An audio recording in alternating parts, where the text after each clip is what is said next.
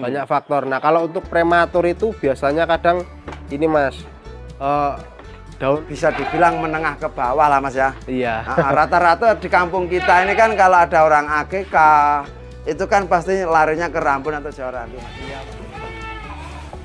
Assalamualaikum warahmatullahi wabarakatuh. Berjumpa kembali dengan Wayangon Channel teman-teman.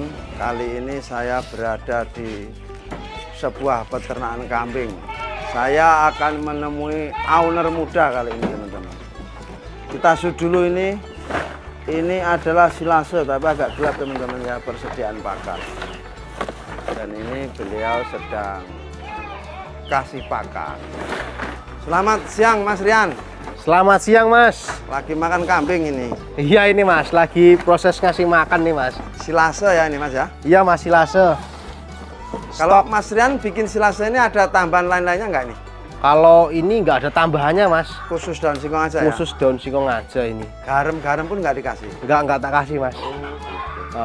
Mas, silase ini masuk dalam kategori hijauan apa bukan sih? Ini kalau dibilang hijauan belum sih Mas. Belum ya? Harus ada hijauannya Mas. Karena gimana sih Mas ya? Kalau silase ini Mas bahasanya di pop ya Mas ya? Di pop. Jadi wis ora ijo. Wis nggak hijau, setelah rodok kuning, gizinya kurang lah Mas. Oh gitu. Harus ada hijauannya Mas. Berarti yang dibikin silase sama yang seger kalau gizi tetap menang yang seger. Menang yang seger Mas. Daun singkong seperti itu ya. Tapi ini, kalau resiko keamanan mungkin aman yang silase. Silase ini lebih aman, yang jelas gitu. Untuk kandungan apalah itu apa namanya? Sianida. Itunya udah hilang lah Mas gitu.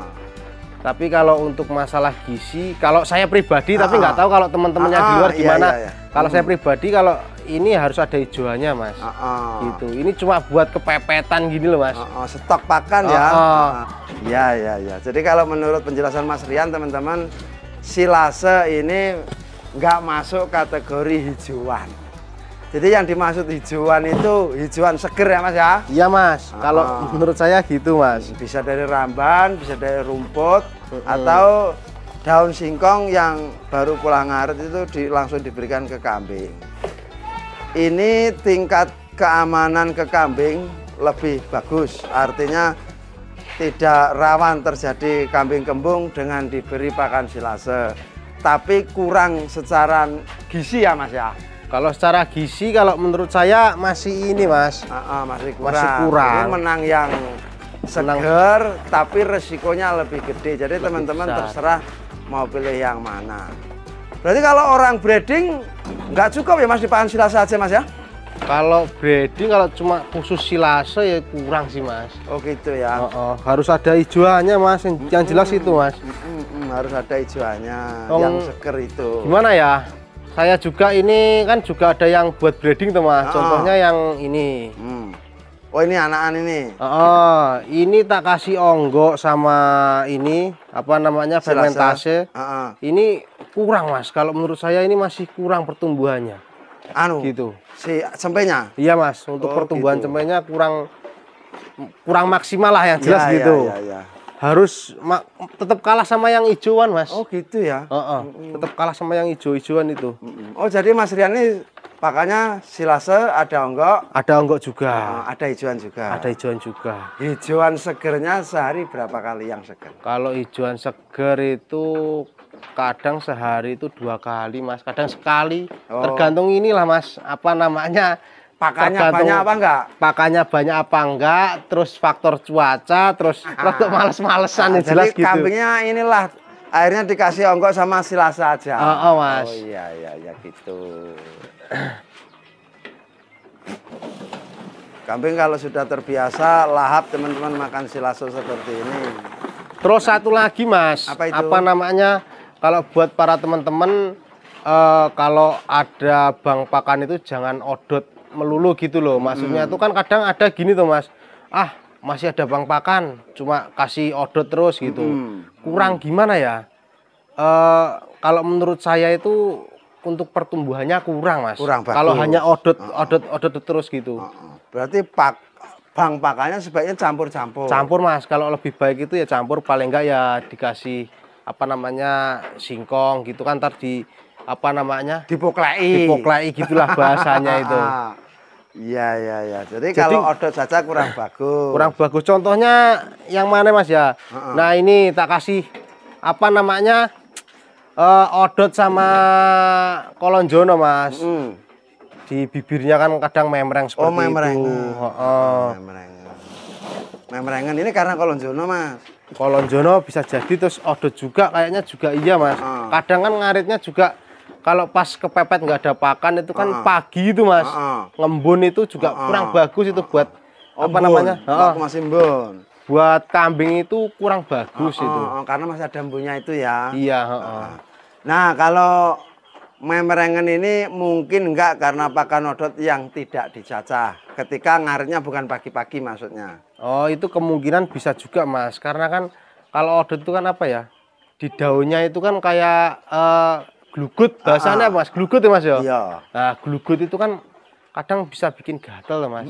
Jadi akhirnya menimbulkan memrengan itu juga bisa. Terus untuk pertumbuhannya itu kalau dikasih makan odot terus gitu loh, menurut saya juga kurang bagus ya. Kurang bagus gitu. Lah kalau praktek Mas Rian ini sendiri kasih pakan odot itu dicacah apa enggak? Biasanya tak cacah Mas. Dicacah, tapi masih memrengan juga ya? Masih memrengan lah ini Mas. Ini satu ini, terus yang kemarin yang udah sembuh yang mana ya? Ada yang udah sembuh juga? Udah ada yang sembuh Mas. Yang mana? Yang ini apa yang ini Mas kemarin ya? Itu udah sembuh. Nah kalau Mas Rian teknik mengobati kambing yang memrengan itu seperti apa? Biasanya tak semprot sama regen Mas. Oh regen. Terus kalau kawan-kawan yang di luar itu juga ada untuk apa obatnya itu biasanya disikat, dicuci gitu kan, dicuci terus habis itu diolesin Super Tetra juga bisa gitu. Kalau enggak disuntik gudik itu Mas. Wormectin. Wormectin itu juga bisa. Bisa, seperti itu ya. Kalau di tempat saya ini cuma tak semprot pakai regen atau enggak pastak itu. Tak semprotin di ini enggak apa-apa Mas. Di area bibir ini nggak apa-apa. Nggak apa-apa ya? Nggak apa-apa. Syukur kalau bagus malah disemprotin ke seluruh tubuh biar nggak ada apa namanya kutunya Mas. Oh gitu. Jadi kalau dengan pastak atau regen ini biasanya sembuhnya berapa lama Mas kalau praktek Mas Rian? Kalau sampai berapa minggu? Yang saya alamin tergantung ini Mas. Kalau kan ada yang udah masih gejala itu kita semprotin itu nggak lama itu udah sembuh. Tapi kalau udah terlanjur seperti ini, wis rodok nemen, kan udah agak nemen ya paling enggak ya jangka setengah bulan gitu. Setengah bulan. Dan itu nyemprotnya berapa hari sekali kalau seperti itu? Kalau udah ya agak nemen disemprotin 3 hari sekali atau berapa hari sekali gitu. Tergantung kitanya yang ini. Kemarin ada yang bertanya seperti ini Mas Rian. Iya.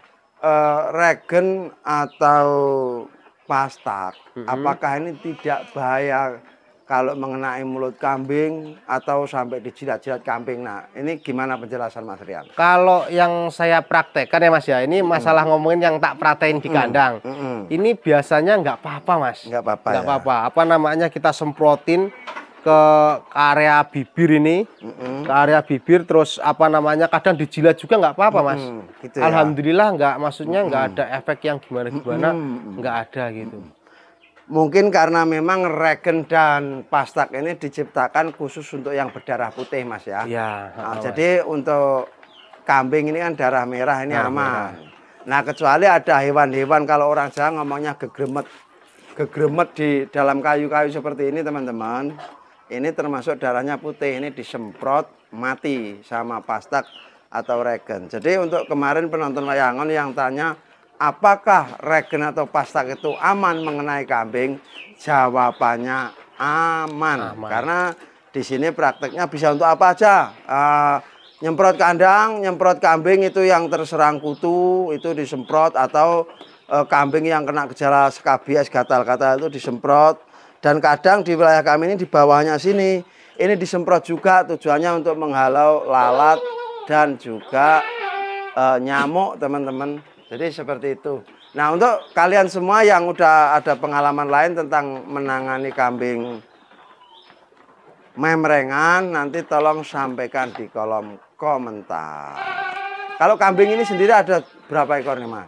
Ini jumlah keseluruhan ada sekitar 19 kayaknya, Mas. 19 ekor. Ini Mas Rian jenis kambing apa ini seperti ini, Mas? Jenis Rambon, Mas. Rambon. Nah, Mas Rian kenapa memilih ternak kambing jenis rambonan? Alasannya apa? Alasannya yang pertama itu untuk pertumbuhannya lebih ini, Mas. Apa namanya?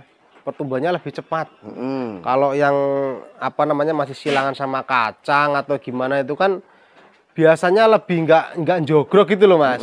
Lebih apa namanya di gemuknya biasanya gitu. Jadi kalau yang ini kan ada jogroknya juga, terus ya intinya masuk ke jogrokannya itu yang saya suka gitu, Mas. Rambon ya. Lagian kalau Rambon ini mungkin lebih bermasyarakat ya, Mas, harganya, Mas. Iya, Mas. Artinya kita untuk belanja ketika mau memulai ternak kambing tidak harus terlalu modal banyak, dan ketika kita menjual juga prosesnya tidak begitu lambat sudah terjual. Penjualannya lebih cepat, Mas.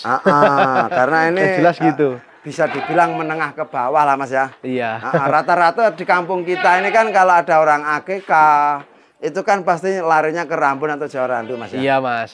Kayaknya kalau di wilayah kita ini di Kecamatan Bandar Hibawono ini kita belum dengar ada orang akikah kambing PE atau bur, belum pernah, Mas ya? Belum pernah kayaknya, Mas. Ya. Kayaknya eman-eman, Mas. Tapi nggak tahu kalau di wilayah lain. Kalau di wilayah lain nggak tahu.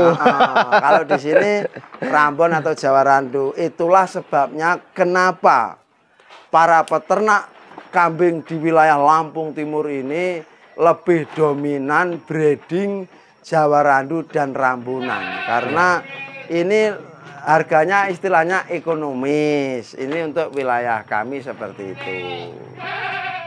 Kalau Mas, Gimana? yang paling besar itu kendala itu apa kalau orang ternak kambing? Kalau ternak kambing itu biasanya kendalanya paling besar ini masalah breeding apa untuk fattening, Mas? Breeding. Kalau breeding itu biasanya yang pertama itu apa namanya untuk peranaan gitu kan, kadang masih umur 1 minggu atau masih setengah bulan gejala kesetruk apa gimana itu susah penanganannya, Mas.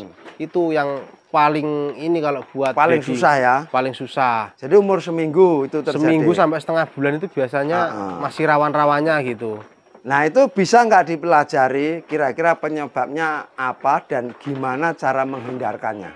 Kalau untuk saat ini belum pernah ini sih, Mas, saya, Mas. Belum pernah ketemu ya? Kalau masalah untuk stroke gitu, Mas. Kalau masalah yang lain-lainnya ibaratnya kakinya nge-o apa gimana gitu masih bisa di ini, Mas ya. Dihindarkan bisa masih ya? Bisa dihindarkan. Gitu. Kalau masalah nge-o atau gimana gitu kan kadang nggak dari gawan bayi, cuma kadang masalah faktor kandang juga bisa. Gitu. Palongannya terlalu ketinggian. Ya, biasanya gitu, Mas. Nah, angka kematian dalam setahun ini gimana, Mas, kalau orang ternak kambing ini? Istilahnya minim apa banyak kemungkinannya, Mas? Untuk tahun ini apa gimana? Selama yang Mas Rian alami? Yang untuk saya alami ini, kalau untuk breeding itu kayaknya kalau saya kurang ini, Mas. Kurang cocok kayaknya. Oh gitu? Untuk fattening ini, Mas, apa namanya lebih ke apa namanya ya? Kayaknya untuk diri saya sendiri lebih cocok ke ini, Mas, penggemukan ini, Mas. Oh, penggemukan. Daripada buat untuk breeding. Oh, gitu. Apa yang menyebabkan Mas Rian merasa lebih cocok di penggemukan daripada breeding? Karena yang kemarin yang tak alamin, Mas, yaitu yang kena stroke, terus apa namanya kambingnya belum waktu umurnya udah apa namanya lahiran terus nggak ketolong, prematur gitu, Mas. Banyak faktor. Nah, kalau untuk prematur itu biasanya kadang ini, Mas, daun randu itu, Mas. Oh, daun randu. Biasanya itu bisa untuk apa namanya bayi belum waktunya keguguran gitu. Nah, kalau fattening ini kerjanya lebih simpel, Mas Rian merasa lebih cocok. Lebih cocok kayaknya, Mas. Pekerjaannya lebih simpel juga, perawatannya lebih enak kayaknya. Mas, kalau dulu waktu breeding sering mati? Ya dulu sering matinya ya itu, Mas, faktornya. Kalau nggak stroke, prematur itu gitu aja. Biasanya, Mas. Gimana selama menekuni penggemukan seperti ini? Ya intinya itu gimana, Mas ya? Lebih enak di apa namanya? Penggemukan ini, Mas. Oh gitu. Ini Mas Rian memilih berapa bulan sekali untuk dikeluarkan penggemukan ini? Ini kalau masih kecil seperti ini untuk berapa bulan ya Mas ya? Kadang nggak tak target Mas ya, kadang di 6 bulan, kadang di untuk berapa bulan tergantung kegunaannya Mas. Oh gitu. Jadi ini tidak terikat waktu, bongkarnya harus tahun atau 10 bulan enggak ya? Enggak Mas, ya, kalau ini ya, Mas. Ya. Ini pemberian minum ada nggak Mas seperti ini? Ada Mas, pemberian minum. Tiap hari apa gimana? Ya kadang apa namanya 2 hari sekali. Oh, kadang enggak tiap ya? hari Mas. Kadang tergantung cuaca, terus tergantung yang kita kasih pakan ini. Kalau kita sering kasih hijauan, biasanya di kambing itu untuk minum jarang suka Mas. Jarang suka. Tapi karena kadar airnya udah tinggi itu ya. Tapi kalau dikasih apa namanya ini onggo apa silase? Onggo atau silase ini biasanya lebih suka. Lebih suka minum. Oh gitu. Jadi pemberian minum ini bukan sesuatu yang rutin, tergantung situasinya gitu Mas ya. Iya Mas. Kalau pas musim hujan itu berarti minum nggak begitu mau kambing juga ya. Iya Mas. Kan itu kan dingin. Karena cuacanya dingin. Oh gitu. Gitu. Jadi ini ya breeding ya penggemukan. Cuman Mas Rian mengatakan lebih cocok di penggemukan Mas ya. Iya Mas. Breeding banyak kendala. Kalau yang untuk breeding itu tak gaduh-gaduhin lah Mas.